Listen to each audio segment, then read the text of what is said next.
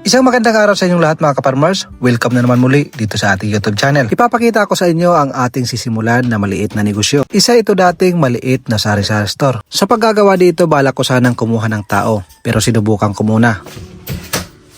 So ayun mga kaparmers, may release na natin.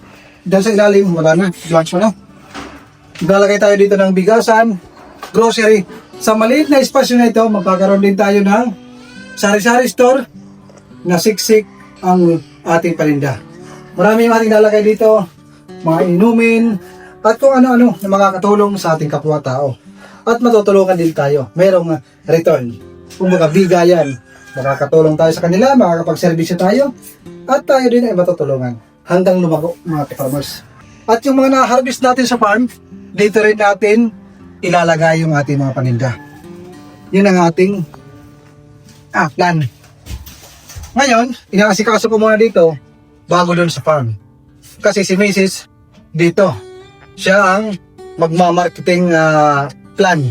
Tapos ako naman sa farm. Parang ganun lang ako, balikan. Tuloy ang plano mga kaparmers, umulan umaraw. Sa part ng aking nilalagari, ito ay tumutulo. Dahil mabilisan lang, tatapalan ko lang ito. At pagkatapos mga kaparmers, lihanak agad, shortcut yung ating galawan. Lahat ng aking ginawa dito ay halos walang plano, ura-urada kung baga. Lahat ng naiisip ko, ginagawa ko. Noong nasa abroad pa ako mga kaparmers, lahat ng naiisip ko, puro lang plano. Hindi ko nagagawa. Sumasakit lang ang aking ulo, puro lang plano. Kaya ngayon na nandito na ako sa Pilipinas, wala nang plano-plano, ura-urada. Nakakapagod mga kaparmers sa totoo lang. Pero iniisip ko, sa akin to, wala akong amo. Kung maging successful man ito, mapapasaya ko ang aking pamilya at para sa akin na rin. Malapit na mga kaparmers. Konting tiis na lang. Sa maliit na espasyo na ito, 100k ang aming napag-usapan ni Mrs. na bibitawan dito. Yan ang aming kabuuang puhunan. Ang aming target, makapagbinta ng mga grocery, bigas, load, Gcash at marami pang iba mga kaparmers. Tapos na mga kaparmers, pintura na lang ang kulang. Pagkatapos, nagpunta na kami sa Pure Gold. Excited na kaming mamili para sa aming ibibinta sa ating munting sari-sari store. Nag-i-enjoy si Mrs. sa kakukuha ng mga iba't ibang ibibinta. Napakasarap sa pakiramdam mga kaparmers pag mayroon kang misis na suportado lahat ng inyong plano. Sa pinakauna naming pamimili, wala ho kaming listahan. Ang aming pinaka-idea dito, kung ano ang pangunahing pangangailangan ng tao, yun ang aming kukunin. Kung mayroon akong item na napapansin, sinasabihan ko si misis, hindi yan kailangan ng tao. Bawas-bawasan natin, pakunti-kunti lang, at pag sakaling hinahanap ng ating mga customer, sa susunod dadamihan natin. Nang makita ko ang Grahams, naisip ko, pagdating ng Pasko magkakaubusan ito. Kaya dinamihan ko na para sa aking sari-sari store, doon sila mamimili. Hindi biro kahit maliit na sari-sari store ang ating sisimulan. Medyo nakakapagod, pero nakaka-enjoy mga kaparmers.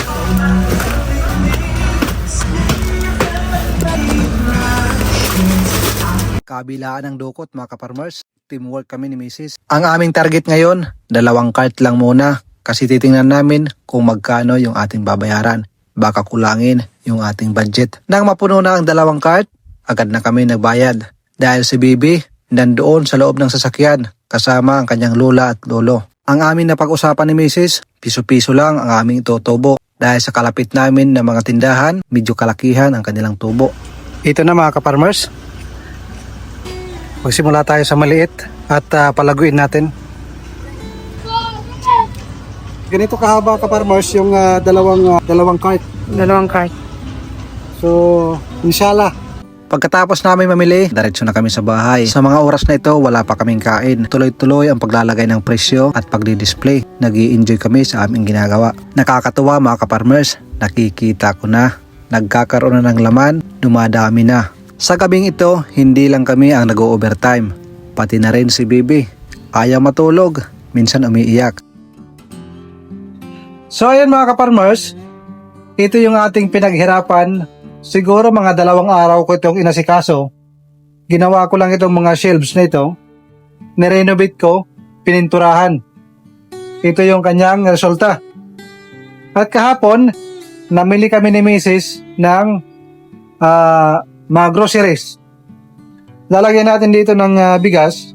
Maglalagay ko dito ng platform. At saka maglalagay tayo dito ng kung ano-ano na may lalagay natin Ang balak ko pa dito, mag-susupply tayo ng gas.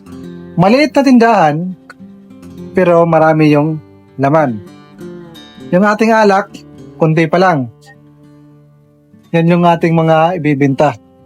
Sarap nito mga ka-farmers, kaso ayoko na. Shot-shot na lang yung sa akin. Kung kayo naman nagtatanong, magkano ba yung puhunan sa pagtatayo ng sari-sari store? Ang puhunan ko sana dito is 100,000 yung bibitawan ko dito. Kasama na yung GCash, yung pagpapapalit ng GCash at load. Yun po yung ating tinatarget. Pero sa ngayon, ang binitawan pa lang natin, yung kabuuan na inyo nakikita is nasa 25,000. Meron kasi itong mga frozen goods nandoon sa isang refrigerator sa may kusina. Ito mga ka-farmers, wala pa itong laman. Empty pa.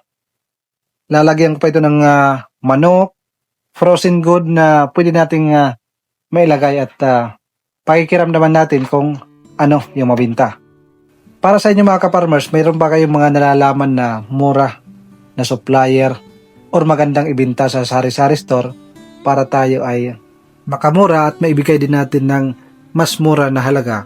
25 pa lang ito. Empty pa mga ka-farmers. Napakarami pa ang kulang nito. Kahit maliit na espasyo na ito, pwede na ito mga ka-farmers. Panimula. Malay natin mag-click at yung bigasan maging okay. Dadagdagan pa ito natin sa mga susunod na araw, pero for the meantime, ito lang muna at mag-o-open tayo bukas. Bukas ng partial opening, anong tawag dyan? Hindi pa ito grand opening mga ka-farmers. Dahan-dahan lang.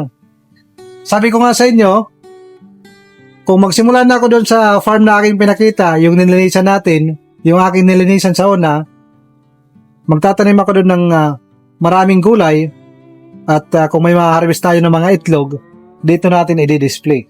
At ibibinta natin ng mas mababa yung presyo para makatulong din sa ating mga kapwa dito, kapitbahay. Sa simpleng paraan na ito, nakakabayad tayo ng bills, kuryente, tubig, wifi na pwede natin paggamitan dito. At kay Mrs. na rin, sabi niya naboboard siya, wala siyang libangan. Made in Qatar ho ito mga ka-farmers. Wala pang 10 months, siguro mga 8 months. Kasi ang aming prayer, pag binigyan kami ng baby is uwi na kami sa Pilipinas. For good na kami para makasama din namin yung aming mga anak. So, Ate Diamond at Ate Arian. binigyan kami ng baby. So, ayun, di naman tayo pwedeng ilimbag pa yung ating plano. So, since binigyan tayo ni Papa God, yun na yung talagang tinutuon namin. Kung ano yung aming sinabi, kahit maliit man o malaki ang aming ipon, di naman tayo nakakapag-ipon ng malaki. Alam niyo yan. Sa mga kapwa nating OFW, mahirap talaga mag-ipon. Ang kailangan lang, sipag at syaga at kailangan ng lakas loob para makapag-for good dito sa Pilipinas. So, isa ito sa aming for good na negosyo na aming itatayo. Doon naman sa kabila, sa may parkingan sa gilid, doon ko itatayo yung flower shop. So, magkasabay itong ginagawa ko, sari-sari store at saka yung flower shop na online. Anywhere in Leyte, yung aking target para makapag-deliver. Marami kasi mga OFW na nagsasabing mahirap sa Pilipinas, mahal yung mga bilihin. Para sa akin, hindi yan totoo mga ka-farmers. Nadepende pa rin yan sa ating pagbabudget, respeto sa ating budget at pang-araw-araw na gastusin. So, ayun mga ka-farmers, maraming salamat sa inyong panonood at pag-subscribe na rin.